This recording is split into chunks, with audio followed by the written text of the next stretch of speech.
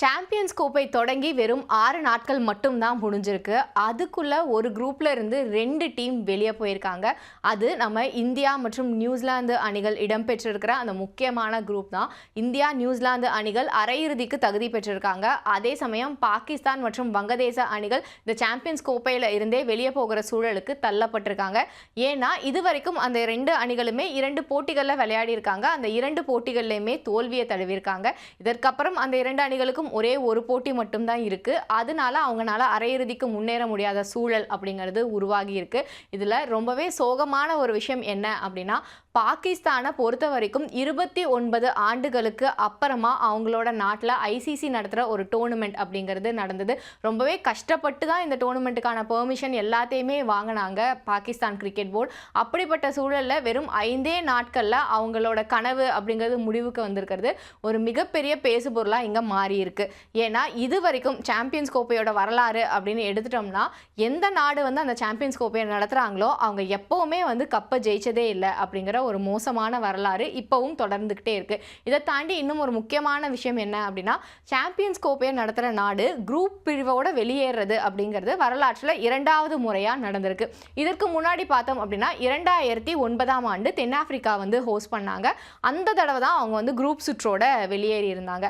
அதே மாதிரி இன்னொரு முக்கியமான விஷயம் என்ன அப்படின்னு பார்த்தோம்னா, பாகிஸ்தான் அணி தான் டிஃபெண்டிங் சாம்பியனாக இந்த சாம்பியன்ஸ் கோப்பைக்குள்ள என்ட்ரி கொடுத்தாங்க. ஏன்னா கடைசியாக 2017ஆம் ஆண்டு சாம்பியன்ஸ் கோப்பை நடக்கும்போது அவங்க தான் வெற்றி பெற்றிருந்தாங்க. அதுவும் இறுதிப் போட்டியில் இந்தியாவை வீழ்த்தி வெற்றியை பதிவு பண்ணியிருந்தாங்க. ஸோ அப்படிப்பட்ட ஒரு பெருமையோட களமிறங்கின பாகிஸ்தான் அணி இந்த முறை குரூப் சுற்றோட வெளியேறி இருக்காங்க. அதாவது டிஃபெண்டிங் சாம்பியனாக இருந்து ஒரு அணி வந்து குரூப் சுற்றோட வெளியேறது அப்படிங்கிறது இது வந்து 4வது அணியாக பாகிஸ்தான் இந்த வரிசையில் இடம்பெற்றிருக்காங்க. இதற்கு முன்னாடி பார்த்தோம் அப்படின்னா 2002ஆம் ஆண்டு முதல் முறையாக வந்து இந்தியாவும் இலங்கை அணியுமே வந்து சாம்பியன்ஸ் கோப்பையை பகிர்ந்துக்கிட்டாங்க. மழை காரணமாக அந்த போட்டிகள் வந்து நடத்த முடியாமல் போனதுனால. ஆனால் அதே அணிகள் 2004ஆம் ஆண்டு அப்படின்னு வரும்போது டிஃபெண்டிங் சாம்பியனாக உள்ள வந்து குரூப் சுற்றோட வெளியேறி இருந்தாங்க. அதே மாதிரி பார்த்தோம் அப்படின்னா 2009ஆம் ஆண்டு சாம்பியன்ஸ் கோப்பை நடக்கும்போது ஆஸ்திரேலியா தான் வந்து வெற்றி பெற்றாங்க. அதே அணி அடுத்ததாக வந்து சாம்பியன்ஸ் கோப்பை நடக்கும்போது பார்த்தோம் அப்படின்னா குரூப் சுற்றோட வெளியேறி இருந்தாங்க. இப்படி ஏற்கனவே 3 அணிகள் வந்து டிஃபெண்டிங் சாம்பியனாக இருந்து குரூப் சுற்றோட வெளியேறி இருந்தாங்க. இப்போ அந்த வரிசையில் பாகிஸ்தான் 4வது அணியாக இடம் பிடிச்சிருக்காங்க. இதை தாண்டி இன்னும் ஒரு பெரிய கஷ்டம் பாகிஸ்தான் கிரிக்கெட் போர்டுக்கே வந்திருக்கு அப்படின்னா அது என்னன்னா, பாகிஸ்தானை பொறுத்த வரைக்கும் கிரிக்கெட் அப்படிங்கிறது ஒரு மிகப்பெரிய பிராண்டாக இது வரைக்கும் பார்க்கப்பட்டு வந்தது. ஆனால் இப்போ இவங்களோட தொடர் தோல்விகள் காரணமாக பாகிஸ்தானில் கிரிக்கெட்டுக்கான பிராண்ட் வேல்யூ அப்படிங்கிறது கண்டினியூஸாக இறங்க ஆரம்பிச்சிருக்கு. இப்போ வந்து அவங்க ஹோஸ்ட் கண்ட்ரியாக இருக்காங்க அப்படிங்கிறனால ஐசிசியிலேருந்து கிடைக்கிற அந்த ரெனியூமரேஷன் எல்லாமே வந்து அவங்களுக்கு கண்டிப்பாக கிடைச்சிடும்.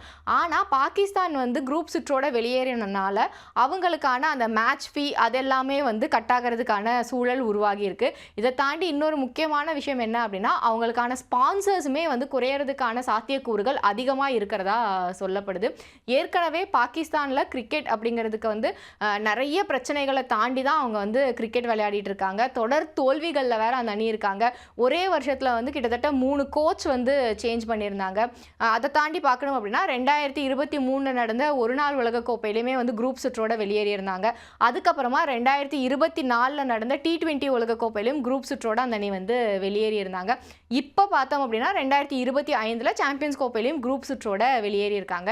இதனால அந்த நாட்டில் இருந்த முன்னாள் வீரர்களே பாகிஸ்தானை வந்து கடுமையாக விமர்சிக்க ஆரம்பிச்சிருக்காங்க. குறிப்பாக சொல்லணும் அப்படின்னா பாகிஸ்தானோட பந்து வீச்சை வந்துட்டு பயங்கர மோசமாக இருக்குது. இப்படி ஒரு பந்து வீச்சு வந்து பாகிஸ்தானோட வரலாற்றிலேயே இருந்தது கிடையாது அப்படிங்கிற அளவுக்குலாம் விமர்சிச்சிருக்காரு வாசிம் அக்ரம். அவர் சொல்லியிருக்கிறது என்ன அப்படின்னு பார்த்தோம்னா, பாகிஸ்தானோட ஆவரேஜ் அப்படின்னு எடுத்துக்கிட்டா 60 ரன்கள் விட்டு கொடுத்தா தான் ஒரு விக்கெட்டையே எடுக்கிற சூழல் அப்படிங்கிறது இருக்குது. இது வந்து மற்ற அணிகளை ஒப்பிடும்போது ரொம்பவே மோசமான ஒரு பந்து வீச்சாக இருக்குது. அணியில் வந்து இப்போ இந்த கடந்த 2 ஆண்டுகள் தொடர் தோல்விகளை சந்திச்சுட்டு வராங்க ஒரு நாள் போட்டி அப்படின்னு வரும்போது. ஸோ அப்படி இருக்கும்போது ஏன் வந்து ஒரு 5-6 வீரர்களை மொத்தமாக வெளியே கொண்டு போயிட்டு புதுசாக வந்து யங் டேலண்ட்ஸை டீமுக்குள்ளே கொண்டு வரக்கூடாது அப்படிங்கிற ஒரு யோசனையும் அவர் வந்து முன் வச்சிருக்காரு. சீனியர் வீரர்கள் அப்படிங்கிறதுக்காக எல்லாருக்கும் தொடர்ந்து வாய்ப்புகளை கொடுத்துக்கிட்டே இருக்க முடியாது. ஏன்னா இந்திய அணி வந்து தொடர் தோல்விகளை சந்திச்சுட்டு இருக்கும்போது கண்டிப்பாக ஏதாவது ஒரு மிகப்பெரிய மாற்றத்தை வந்து உருவாக்கியே ஆகணும். ஒருவேளை அடுத்த 6 மாதத்துக்கு இந்த மாற்றங்கள் கொண்டு வந்ததுக்கு அப்புறம் கூட பாகிஸ்தான் தோத்துக்கிட்டே இருக்காங்க அப்படின்னா கூட பிரச்சனை கிடையாது. ஆனால் அதுலேருந்து கண்டிப்பாக ஏதாவது ஒரு பாடத்தை கற்றுக்கிட்டு அதுக்கப்புறம் மீண்டு வரதுக்கான வாய்ப்புகள் இருக்குது. அதனால ஒரு ரிஸ்க்கை நம்ம எடுத்தே ஆகணும் அப்படின்னு சொல்லியிருக்காங்க. பண்ணியிருக்காரு. இதை தாண்டி பேட்டிங் வரிசை அப்படின்னு வரும்போது அது மேலேயுமே வந்து குற்றச்சாட்டுகள், விமர்சனங்கள் அப்படிங்கிறது முன்வைக்கப்படுது. உதாரணத்துக்கு சொல்லணும் அப்படின்னா, பாகிஸ்தான் கிரிக்கெட்டை பொறுத்த வரைக்கும் அவங்களோட ஒரு மிகப்பெரிய ஸ்டார் பிளேயராக இப்போதைக்கு பார்க்கப்படுறது யாருன்னா, ஒன்று வந்து முகமது ரிஸ்வான், இன்னொன்று வந்து பாபர் ஆசம். இதில் பாபர் ஆசமோட பெர்ஃபார்மன்ஸ் அப்படிங்கிறது ரீசெண்ட் டைம்ஸில் ரொம்பவே மோசமாக இருந்துட்டு வருது. விராட் கோலி, பாபர் ஆசம் அப்படிங்கிற ஒரு மிகப்பெரிய கம்பேரிசன் இருந்தது. இப்போ அது எல்லாத்தையும் உடைச்சு விராட் கோலி வந்து ஒரு நாள் கிரிக்கெட்டில் 51வது சதத்தை வந்து பதிவு பண்ணியிருக்காரு. அதே சமயம் பாபர் ஆசமோட ஸ்கோர் அப்படிங்கிறது ஒரு நெருக்கடியான சூழலில் கூட அணிக்காக நின்று விளையாட மாட்டேங்கிறாரு அப்படிங்கிற ஒரு விமர்சனம் அவர் மேலே இருக்குது. ஸோ இதை குறிப்பிட்டு ஷோயப் அக்தர் என்ன சொல்லியிருக்காரு அப்படின்னா, விராட் கோலியை பொறுத்த வரைக்கும் அவரோட ரோல் மாடல் வந்து சச்சின் டெண்டுல்கர். ஸோ அவர் என்ன பண்ணாரோ அதை தான் டீமுக்காக பண்ணணும் அப்படின்னு விராட் கோலியும் நினச்சி ஒவ்வொரு முறையுமே வந்து சிறப்பாக பெர்ஃபார்ம் பண்ணிட்டு வராரு. அப்படி யாராவது ஒரு ரோல் மாடல் பாபர் ஆசம்க்கு இருக்காங்களா அப்படிங்கிறதே எனக்கு சந்தேகமாக இருக்குது. ஏன்னா ஒவ்வொரு போட்டி வரும்போதும் இவரோட பெர்ஃபார்மன்ஸ் அப்படிங்கிறது கண்டினியூஸாக இறங்கிட்டே வருது கீழே அப்படிங்கிற ஒரு விமர்சனத்தை முன் வச்சிருக்காரு. இதை தாண்டி இந்தியாவிலேருந்து சுனில் கவாஸ்கரும் பாகிஸ்தான் கிரிக்கெட் போர்டு மேலே ஒரு மிகப்பெரிய விமர்சனத்தை முன் வச்சிருக்காரு. இவர் சொல்லியிருக்கிறது என்ன அப்படின்னு பார்த்தோம்னா, இப்போ இருக்கிற பாகிஸ்தான் டீமை எடுத்துக்கிட்டா இந்தியாவோட பி டீமை அனுப்பிவிட்டா கூட அவங்க கிட்ட கூட ஜெயிக்க முடியாத ஒரு சூழலில் தான் பாகிஸ்தான் கிரிக்கெட் டீம் அப்படிங்கிறது இருக்குது. என்ன கேட்டால் வந்து இந்தியாவோட சி டீமை கூட நாம் அனுப்பி வைக்கலாம், அந்த அளவுக்கு தான் அவங்களோட பெர்ஃபார்மன்ஸுங்கிறது மோசமாக இருக்குது. இப்படி ஒரு பாகிஸ்தான் கிரிக்கெட் டீமை வந்து நான் என்னோட வாழ்நாளில் பார்த்ததே கிடையாது. ஏன்னா பாகிஸ்தானில் வந்து ஸ்டார் பிளேயர் அப்படிங்கிறது வந்து பேட்ஸ்மேன்லேயும் இருப்பாங்க, பவுலர்ஸ்லேயும் இருப்பாங்க, பயங்கர அக்ரெசிவாக இருப்பாங்க, எந்த சூழல்லையுமே வந்து போட்டியை விட்டு தரவே மாட்டாங்க.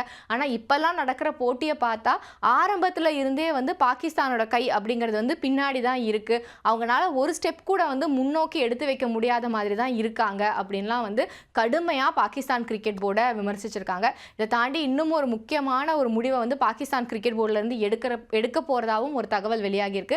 அதாவது இப்போ தான் ரீசெண்டாக அவங்களோட பயிற்சியாளர் குழுவை வந்து மாற்றி அமைச்சாங்க.